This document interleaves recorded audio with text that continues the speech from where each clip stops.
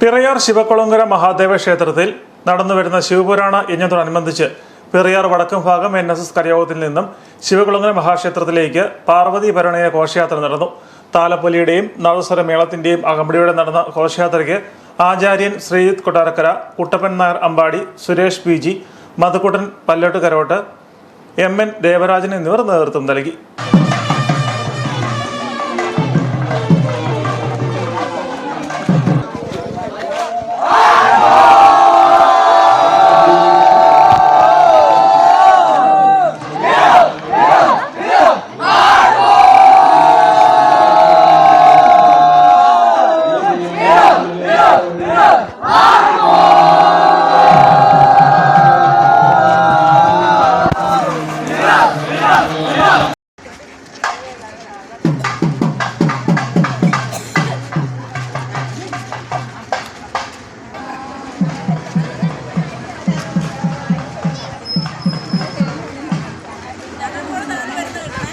ആലിന്റെ അവിടെ